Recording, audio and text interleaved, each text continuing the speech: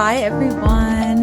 Welcome back to Multitudes, a space for exploring the multidimensionality of our healing, our spirituality, and our personal inquiry. And we are introducing a new segment of Multitudes called Tarot Study in dialogue with my dear friend, Dana Lee. Hi, everyone. I'm Dana Lee, and I'm a UX researcher and yoga teacher based in New York City. You can find me at danaleeyoga.com, and I have a real passion for tarot, so I'm extra excited for this. We'll be talking about tarot through the lens of learning, personal practice, tying tarot to other healing practices like yoga. And today we're going to talk about why we practice tarot or pull cards. And without much further ado, let's get right into it. How would you describe your relationship with the cards right now? I'm so excited about this. What I love about tarot is that I experience it as a relationship, a conversation with the universe. It gives me a way to engage with questions I'm wrestling with in a way that feels divinely orchestrated. And for me, that orchestration comes through the randomness of the shuffle. Tarot creates space for something outside of myself to gently point out perspectives or aspects of a situation that I might not be seeing clearly on my own. And so tarot feels collaborative, almost like I'm entering into dialogue rather than trying to figure everything out in isolation. And that's why I turn to it, to not be so isolated. How about you, Dana? Oh, I love everything you said. The dialogue is something that I definitely think about. I love that you called it a divine orchestration. That just sounds, it's just like ringing in my ears. For me, tarot is a practice, like yoga is a practice. It's a practice of speaking and listening with myself, but I normally probably wouldn't make time to do so or even know how to sometimes. To me, it feels like journaling, but with a prompt that's constantly changing. And somehow it just magically fits with what you're going through in the moment. And it also highlights what you probably need to hear in the moment too. I also think tarot is also just such a great way to connect with friends. I mean, that's a way that we've connected as well.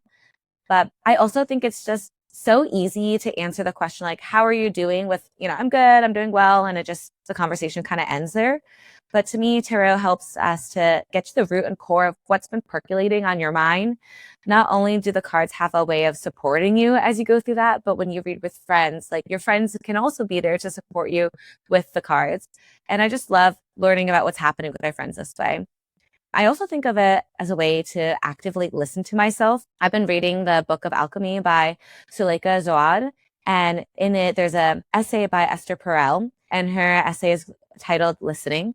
And she talks about how Western parents tell children to, quote, use your words. She says, quote, we emphasize direct communication and the ability to clearly articulate one's needs, end quote.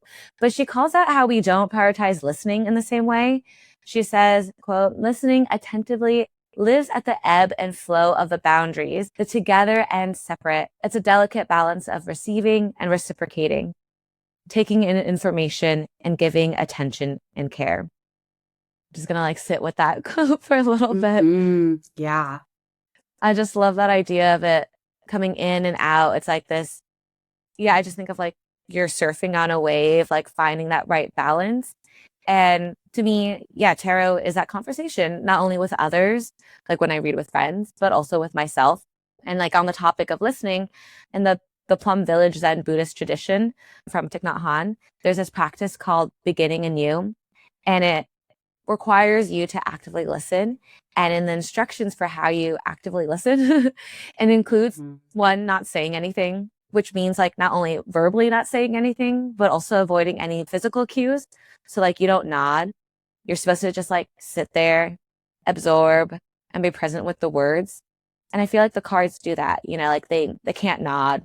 They can't say anything.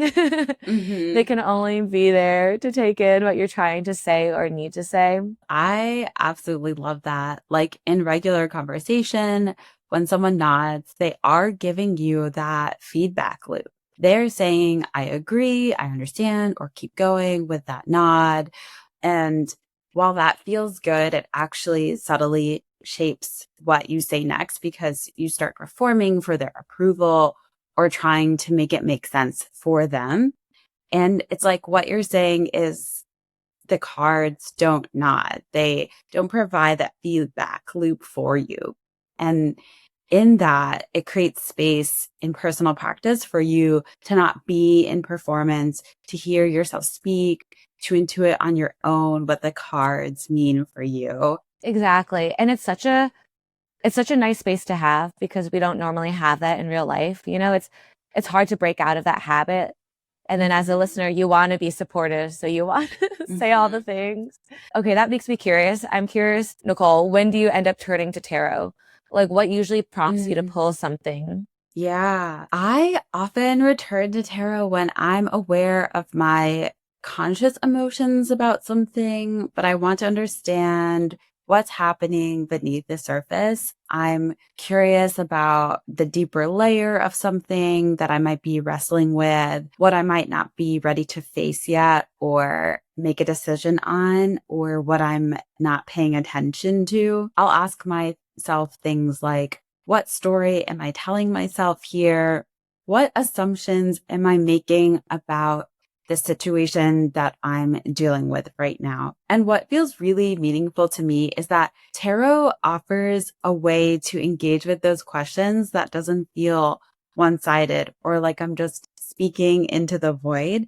These tools allow me to have guiding conversations with myself that feel alive and responsive and supportive rather than isolating. Yeah, I love that you mentioned stories because that's Mm. also a part of what pulled me to tarot. For me, I came to tarot after taking the Moth storytelling course at Omega Institute. And I realized in the class, I really struggled with it. I would say I learned a lot, but I realized I really struggled to apply the classic storytelling arc to my own life events. And that made me realize that I really just don't take any time to reflect on my own life and to Mm. understand the narrative that I'm either going through or that I had like finished to help me make sense of the things that I have learned and gone through in life. And that's what drew me to tarot in the beginning because these tarot cards, they help me create that scaffolding for me to see those patterns and archetypes better that I don't know, I just struggle to feel okay applying to myself. I feel like they enable me to be the main character of my own life without feeling guilty about it or feeling bashful about it because, they're not judging me, Mhm. they're just there. Yeah. And I feel like it's a way for me to like speak up and find my voice and have the opportunity to tell my story when maybe previously I felt like I had nothing to say or to share, or, I was just going through the motions.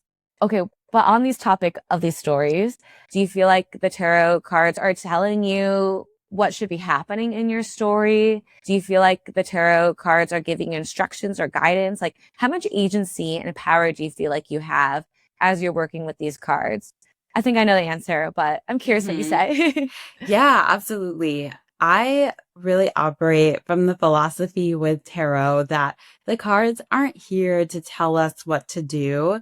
They're here to help me, for example, see my truth, my emotions, my intuition. And for me, being in the right relationship with the cards is similar to any healthy relationship. There has to be balance and space. And I don't think about it as giving my power away, but being in conversation with the cards. And I think it can be incredibly powerful to receive an answer from the cards and then question it, push back on it, or notice my reaction to it. Being able to observe myself responding to a message can be so deeply clarifying and important. Like this example of if I'm having a reaction to a card, that is a message in itself. If I pull a card that I didn't want to pull, for example, and questioning the deeper meaning of my desires and what I wanted or didn't want and what actually revealed itself.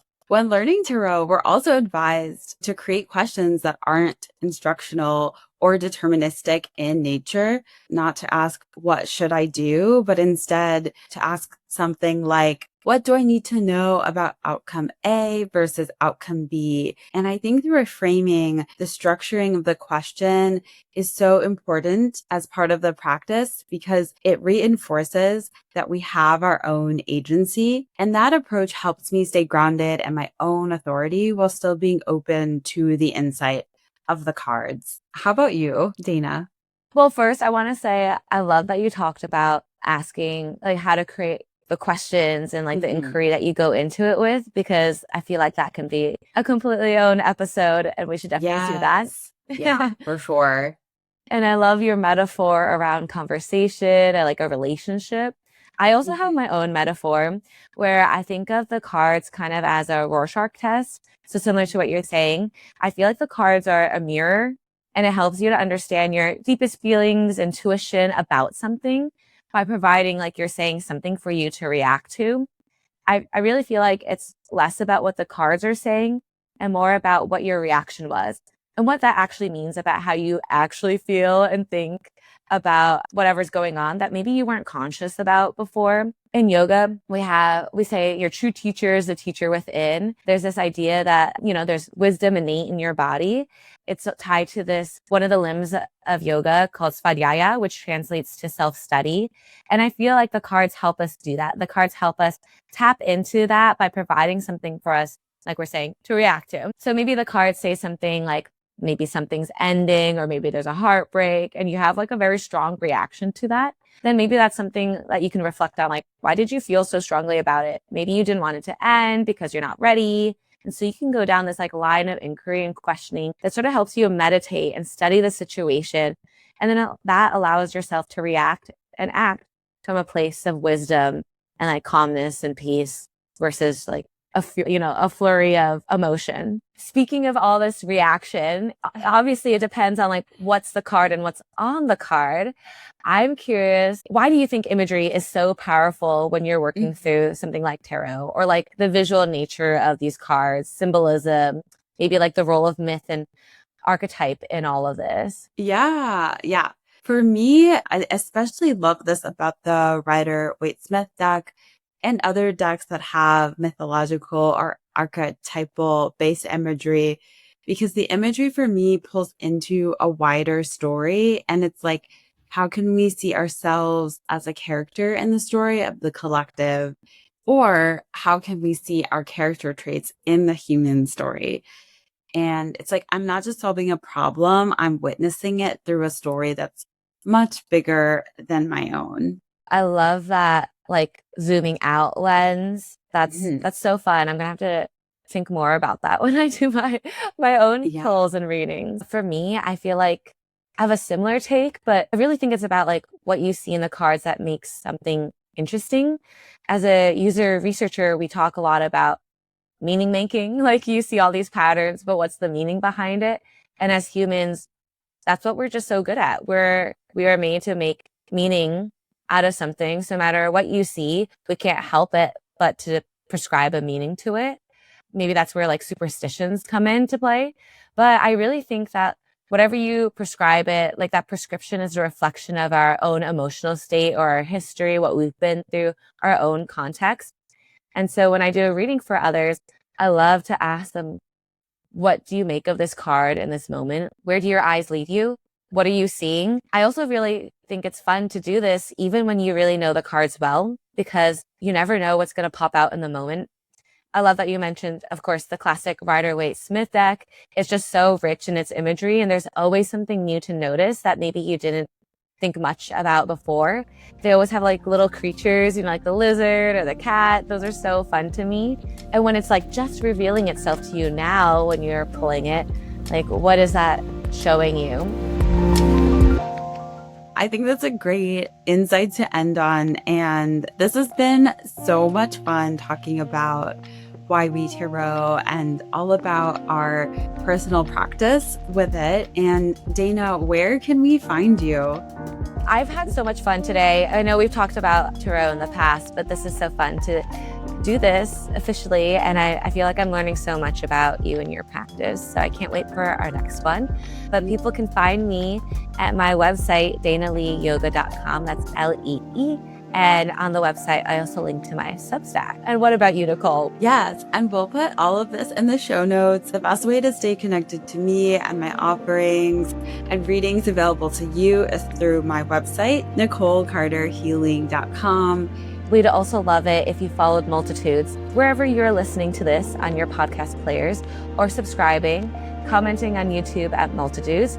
We would love to hear from you. Thank you so much for listening, and we'll see you next time.